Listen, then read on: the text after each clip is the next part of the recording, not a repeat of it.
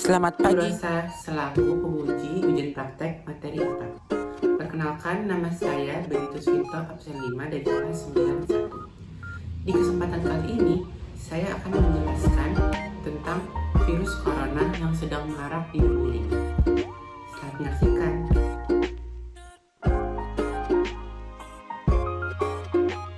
Coronavirus atau yang biasa kita sebut dengan sebutan virus corona adalah sekumpulan virus yang berada dalam subfamili Orthocoronavirinae yang berada dalam keluarga Coronaviridae. Virus corona ini dapat menyerang pada burung dan mamalia, termasuk manusia. Biasanya gejala yang ditimbulkan dari virus corona ini adalah infeksi saluran pernapasan ringan, seperti batuk, pilek, demam, dan sebagainya. Namun, beberapa penyakit dari virus corona ini seperti SARS, MERS, dan yang sekarang terjadi adalah COVID-19 atau Coronavirus Disease 2019 itu memiliki beberapa gejala yang mematikan. Nah, virus corona ini pada zaman sekarang dinamakan SARS-CoV kedua, yaitu virus SARS yang terjadi pada 2019 sampai 2020 ini. Virus ini sampai sekarang belum ditemukan obat atau vaksin untuk mencegah penyebarannya. Namun sudah ditemukan bagaimana cara-cara penanganan dari virus ini dan cara-cara untuk mencegah diri dari tertular virus ini. Sekarang saya jelaskan asal-muasal dari virus corona ini. Pada Desember 2019, ditemukan bahwa 27 orang dari 41 orang pertama kali masuk rumah sakit karena virus corona ini ternyata pernah mengalami perjalanan ke pasar yang berada di Wuhan di provinsi Hubei. Ternyata setelah diteliti lagi, virus ini mungkin tidak ada hubungannya sama sekali dengan pasar yang menjual binatang liar tersebut. Karena orang yang pertama kali mengalami virus ini tidak pernah mengalami perjalanan ke pasar tersebut. Sehingga ditemukan penelitian lagi bahwa virus ini ternyata sudah ada semenjak November 2019. Oleh karena itu, Cina meneliti bahwa SARS-CoV-2 atau yang kita sebut virus corona ini ternyata memiliki basis molekul sekitar 30.000 dan memiliki 15 gen, sehingga memiliki kemiripan dengan SARS-CoV pertama yang terjadi pada tahun 2003 lalu. Dan mereka pun termasuk dalam kelompok yang sama, yaitu dalam Bethana coronaviruses.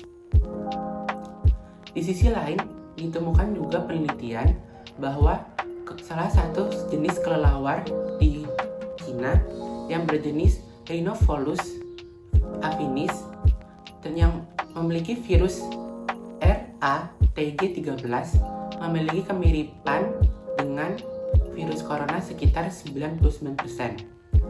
Namun, asam aminonya hanya memiliki kemiripan 74%. Penelitian lagi mengungkapkan bahwa ada virus dari terenggiling yang memiliki kemiripan asam amino dengan virus ini, yaitu sekitar 99% juga. Namun, kemiripan dari hal lainnya hanya 74%. Sederhananya, virus dari terenggiling tidak dapat masuk ke dalam manusia, namun virus dari kelelawar tidak dapat masuk ke dalam manusia. Sehingga dapat disimpulkan bahwa virus ini merupakan gabungan dari dua virus yang berbeda, dari virus kelelawar atau RATG13 dan dari virus terenggiling. Sehingga virus ini disebut virus kimera, yaitu gabungan antara dua virus yang berbeda.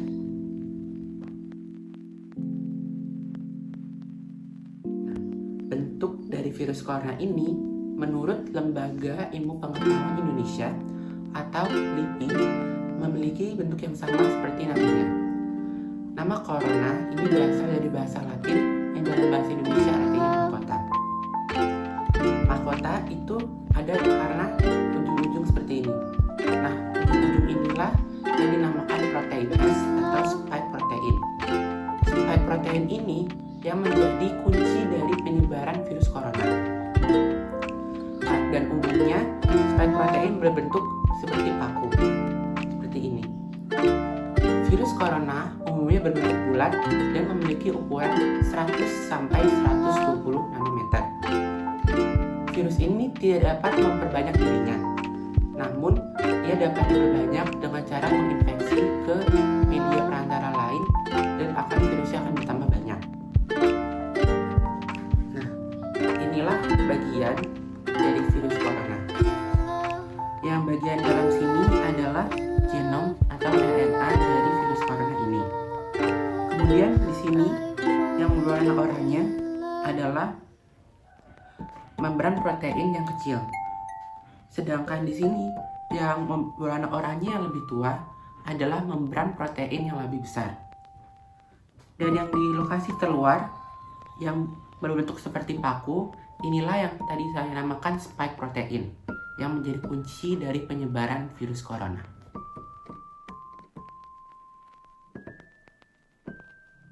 Pemahaman terhadap patogen baru dari virus corona ini menjadi kunci pengendalian dari penyebaran COVID ini. Seperti yang sudah diketahui, kunci penyebaran dari virus corona ini terletak pada permukaannya, terutama di bagian yang menyerupai mahkota atau spike protein. Spike protein ini biasanya langsung menyerang ke organ manusia, terutama organ pernapasan. Setelah diteliti lagi, ternyata virus corona memiliki sejenis membran atau sel di bagian luarnya yang dapat mengikat pada membran sel inangnya. Peristiwa mengikatnya membran sel ini dipicu oleh suatu enzim yang disebut furin. Sebaran furin ternyata ada pada organ manusia, terutama pada jaringan paru-paru, hati, dan usus kecil. Dari jaringan tersebut, maka virus ini akan menginfeksi ke seluruh organ dari manusia. Kemudian, virus ini juga memiliki sifat dapat menyebar dari dua orang yang berdekatan.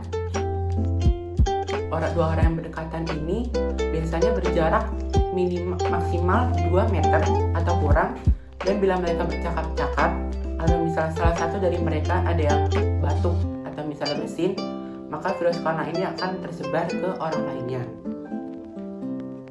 Nah, virus corona ini juga memiliki sifat, yaitu apabila dia masih hinggap pada benda-benda yang berbau biologis seperti air liur, lendir, atau misalnya pada kulit manusia, maka dipastikan ia akan hidup lebih lama. Namun, menurut penelitian, virus corona ini tidak dapat bertahan di tempat yang panas. Oleh karena itu, kita dianjurkan untuk tetap mendapatkan sinar matahari, namun tidak berada dalam keramaian.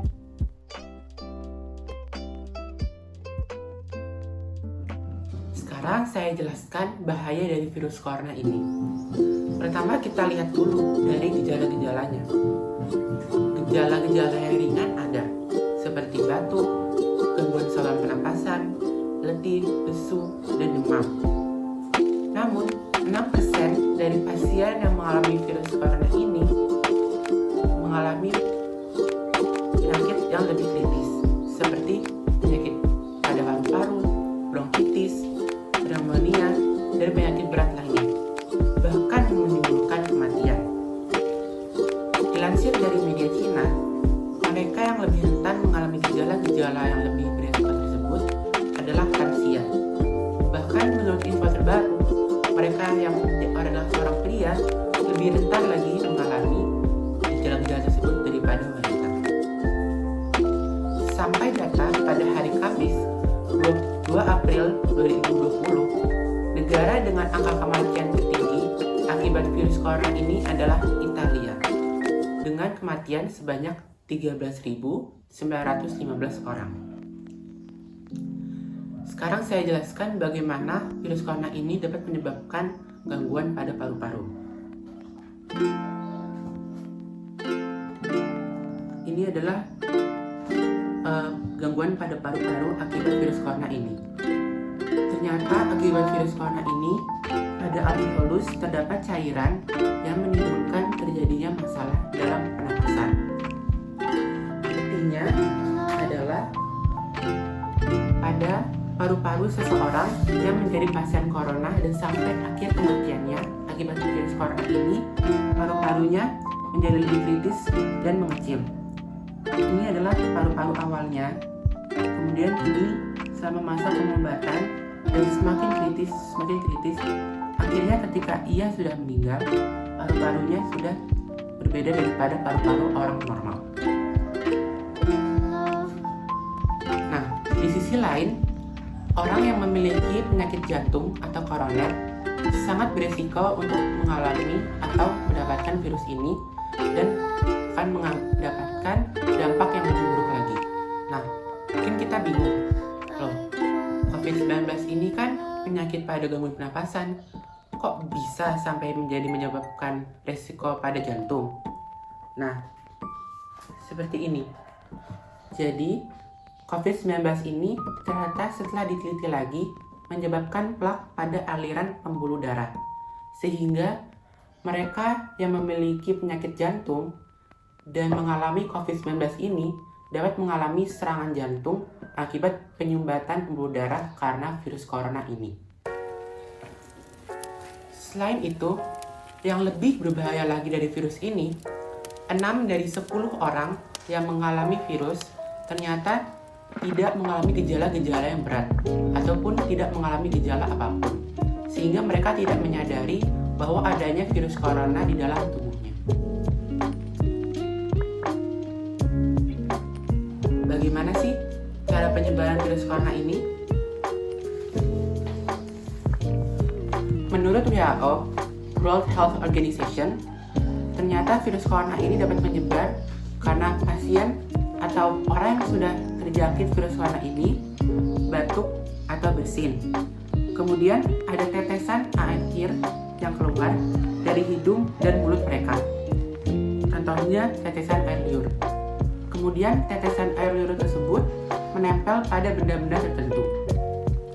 Lalu orang sehat yang tidak memiliki penyakit apapun menyentuh benda tersebut lalu menyentuh wajah mereka, terutama bagian mata, hidung, dan mulut. Maka orang yang sehat tersebut akan langsung tertular dari virus corona tersebut. Nah, virus corona ini juga bisa menyebar dari orang yang jaraknya berdekatan, sekitar 2 meter.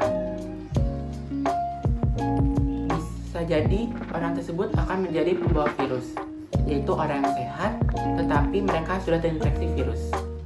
Namun, pembawa virus yang utama adalah mereka yang sudah menjadi pasien atau yang sudah mengalami gejala-gejala dari coronavirus tersebut, lalu menyebar ke orang lain.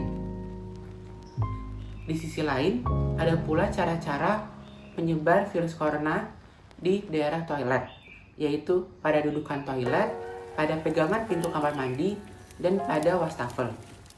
Cara ini disebut fecal shedding.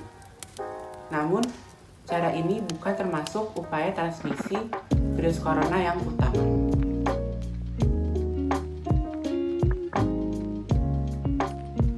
Nah, pencegahan dari virus corona ini ada banyak caranya. Yang pertama dan yang terpenting adalah selalu menjaga kebersihan tangan dengan terus rajin mencuci tangan, menggunakan cairan berbasis alkohol atau mencuci tangan menggunakan sabun dan air yang bersih dan mengalir. Cuci tangan pun harus ada langkah-langkah yang benar dan sesuai dengan prosedur yang dianjurkan pemerintah.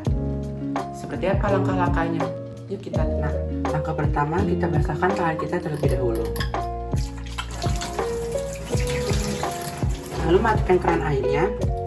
Kita tuang sabun tangan kita dan kita lakukan 6 langkah mencuci tangan yang baik selama 20 detik. Yang pertama, kita gosokkan bagian telapak tangan kita.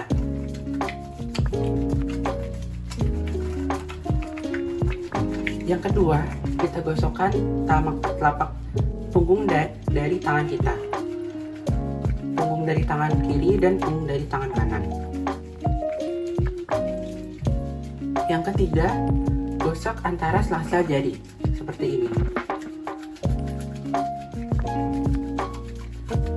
Langkah keempat, kita kunci tangan kita seperti ini, lalu gosokkan kedua telapak tangan. Lalu sisi lainnya. Langkah kelima, kita gosokkan ibu jari kita. Ibu jari kiri, lalu juga ibu jari kanan.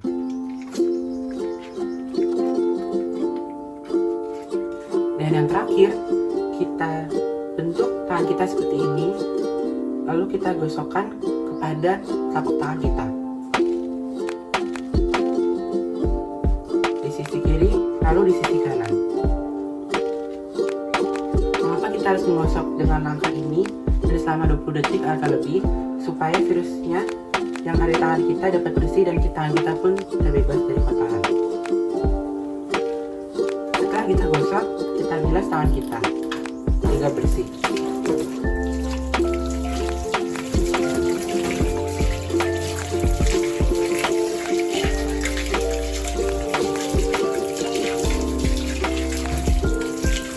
Jangan sampai ada sabun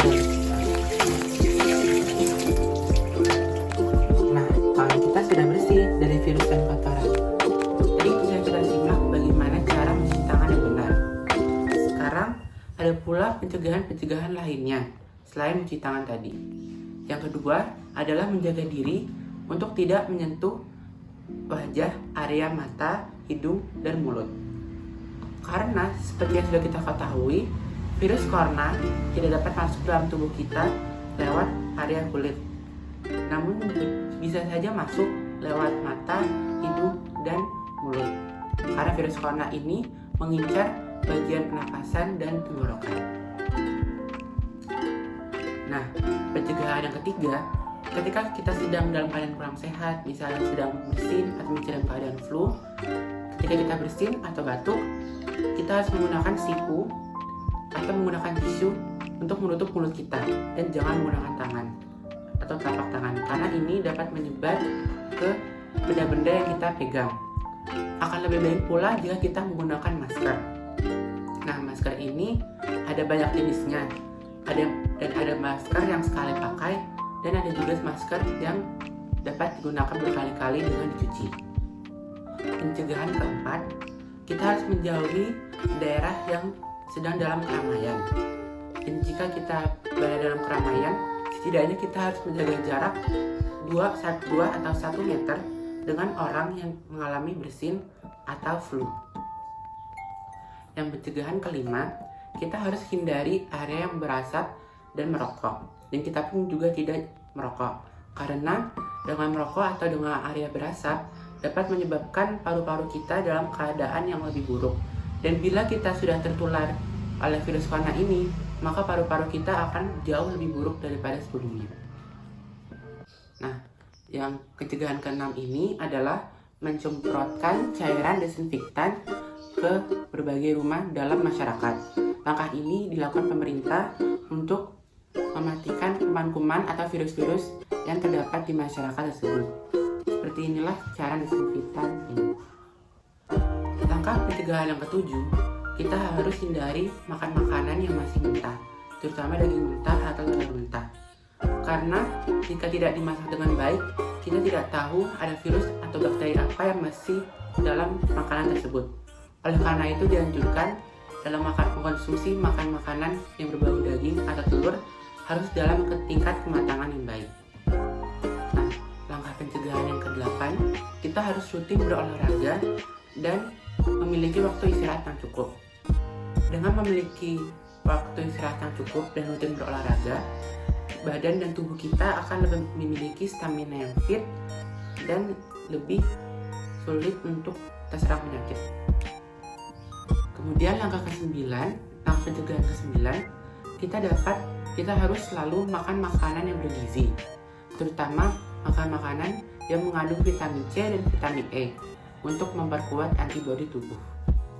Nah, 10 adalah selalu pantau informasi tentang virus corona ini dari sumber yang akurat, misalnya dari pemerintah atau dinas kesehatan setempat.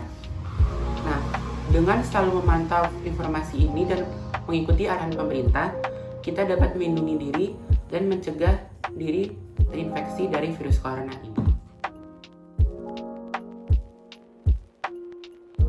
Nah, sekarang saya jelaskan penanganan dari virus corona ini. Sebenarnya, bagi pasien yang sudah terinfeksi dari virus corona ini, tidak dapat diobati dan belum ada obatnya untuk penyakit COVID-19 ini.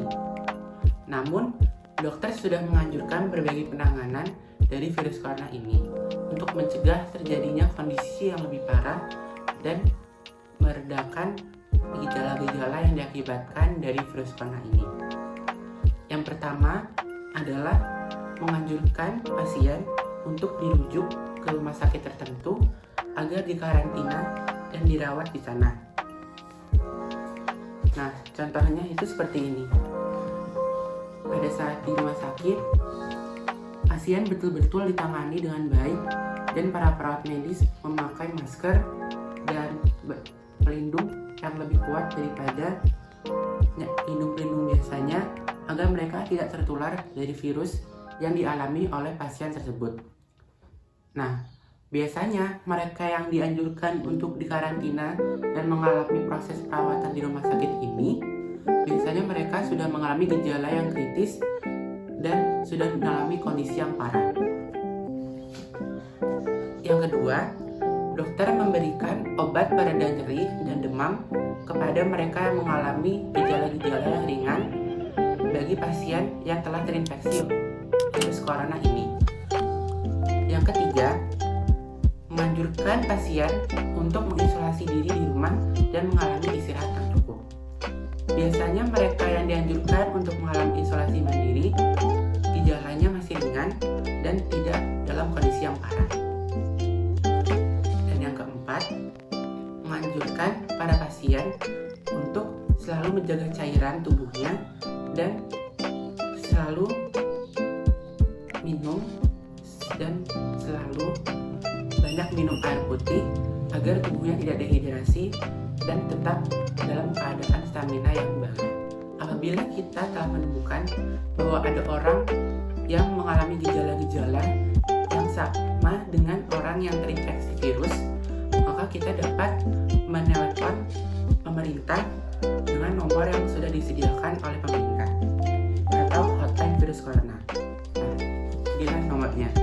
Kita bisa menggunakan nomor 021 5210 411 untuk daerah Jakarta.